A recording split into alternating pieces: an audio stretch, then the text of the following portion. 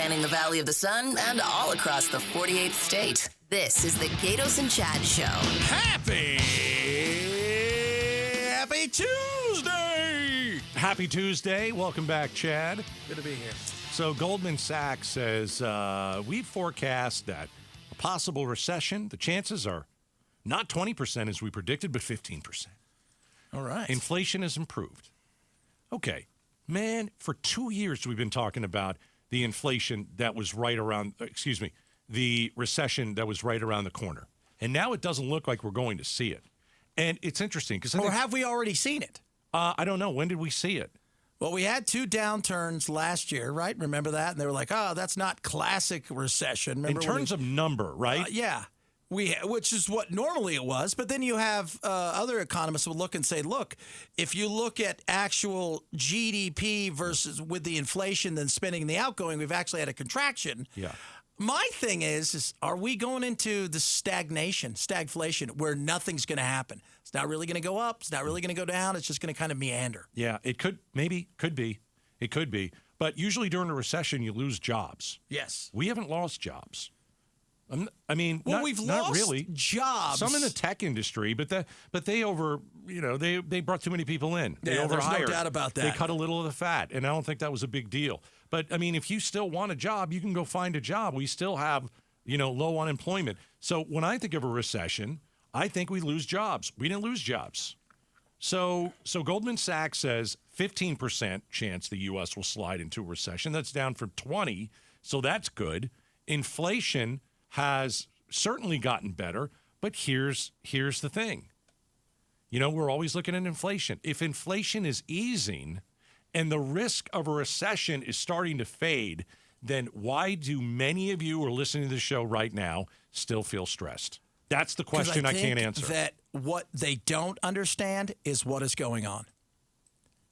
People don't understand what is happening because they feel like something's going to happen. They're worried because spending isn't the way it once was. They've lost some of their disposable income. Mm-hmm. Credit's getting tighter. People aren't buying homes like they used to. There's a lot of different things that we would see in a normal economy that's booming.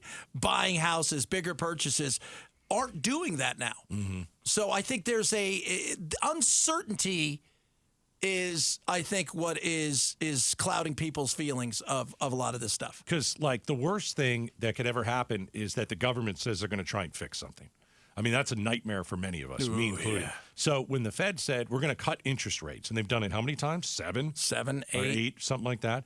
And now, it's tougher to buy a house. There's no doubt about it. Your interest rate isn't, 2.875.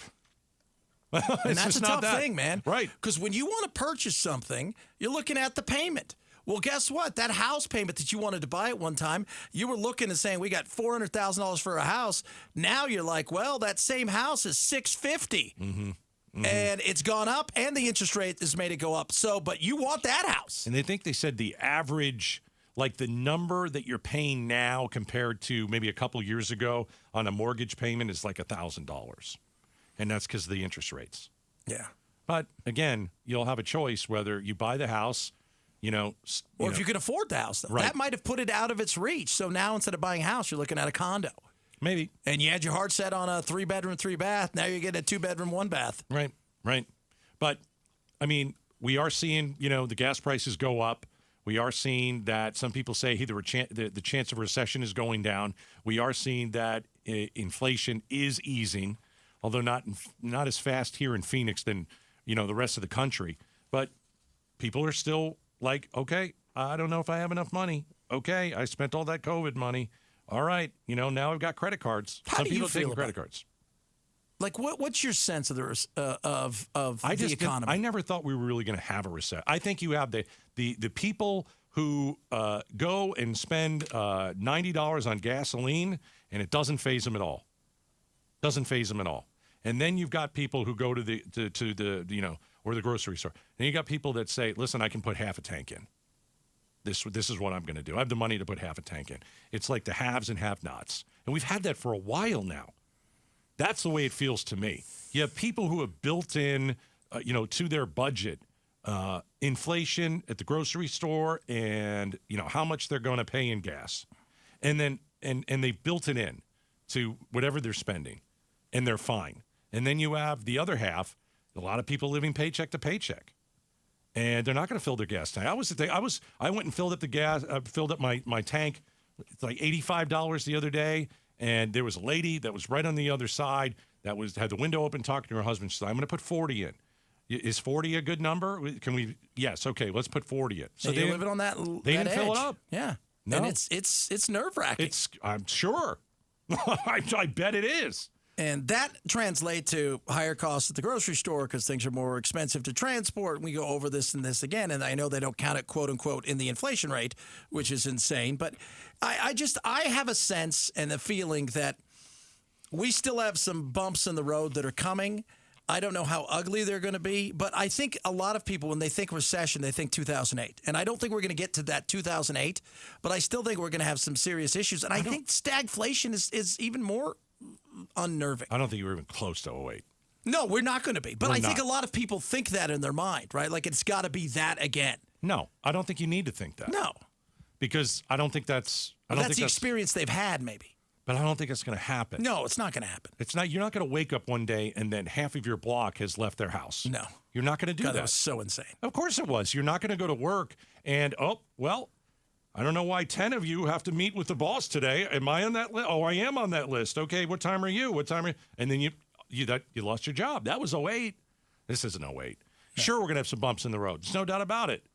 We're always going to have bumps in the road. But I think the one thing that's, like, you and I were talking about this, like, hey, can we go through like this really small recession, maybe correct a few things, go through a small bad down period, and then for the rest of the 20s, let's just rock it, man. Yeah. Let's go right into the 30s with just let's go. The one thing we don't know have what that is normally you've got rates up here and you start to drop them. And I think that's one of the big issues too, is we've got this weird time where nobody wants to sell their house because they don't want to get out of their 2.75. They're stuck in a great situation that's frustrating them. Right, because either they want to move out of Arizona or they want to move to a bigger house. Bigger house, yeah. And they've got equity in their home. But the problem is they've also got a less than 3 interest rate, and they don't want to give that up. Yeah. So some interesting economic news. Absolutely. Well, I mean, we'll see. Inflation is down and. But Americans are still feeling stressed. It's that when do I really, it's almost that COVID hangover.